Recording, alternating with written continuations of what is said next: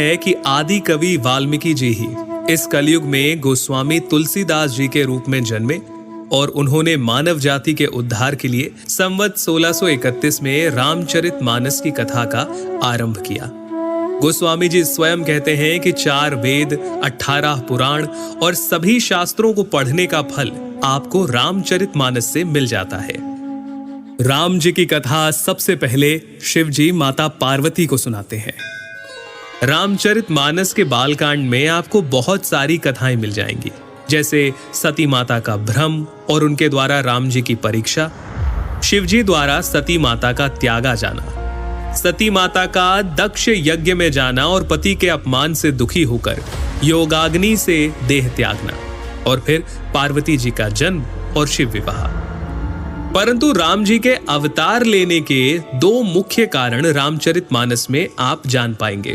पहला, मनु और शत्रुपा का 10,000 वर्षों तक का कठिन तप, जहां वो प्रभु से कहते हैं कि हमें आप जैसा पुत्र प्राप्त हो, जिसके उत्तर में करुणा निधान भगवान कहते हैं, ऐसा ही हो हे राजन, मैं अपना सामान कहां जाकर खोजूं?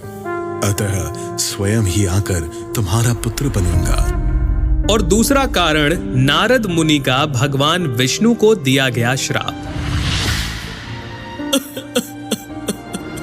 तुमने मुझे ठगा है, अतः अपने किए का फल अवश्य पाओगे। तुमने हमारा रूप बंदर सा बना दिया, अब बंदर ही तुम्हारी सहायता करेंगे। तुमने मेरा बड़ा आहित किया है, इसलिए तुम्हें भी स्त्री वियोग में दुखोगे।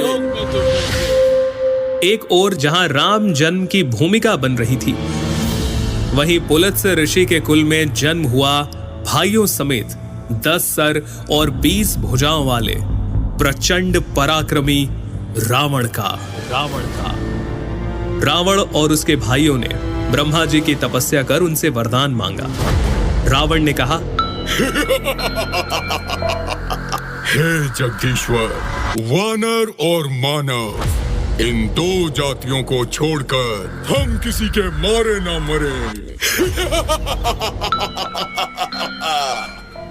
और कुंभकर्ण सरस्वती जी के प्रभाव के चलते इंद्रासन के स्थान पर निद्रासन का वर मांग बैठे, और विभीषण ने प्रभु चरणों में निष्काम प्रेम का वरदान मांगा।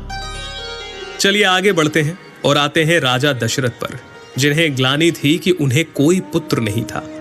गुरु वशिष्ठ के कहे अनुसार महाराज दशरथ ने ऋषि श्रृंगी को बुलाकर पुत्र कामेष्ठी यज्ञ किया, जहां अग्निदेव स्वयं हाथ में चरु यानी कि खीर लिए प्रकट हुए, और इस खीर के प्रभाव से तीनों रानियां यानी माता कौशल्या, माता कैकेयी और माता सुमित्रा गर्भवती हुईं, और चैत्र मास के शुक्ल पक्ष की 9वीं तिथि को दोपहर के समय प्रभु श्री राम का प्राकट्य हुआ।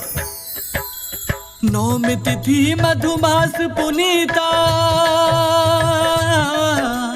9वीं तिथि मधुमास पुनीता, शुक्ल पक्ष अभिजीत हरि प्रीता, मध्य दिवस अति शीत न घामा, पावन काल लोक विश्रामा। राम सिया राम बोलो, राम सिया राम बोलो, राम सिया राम बोलो राम। इसके आगे क्या क्या हुआ, प्रभु ने क्या क्या लीलाएं की, हम आपको जरूर बताएंगे, लेकिन उसके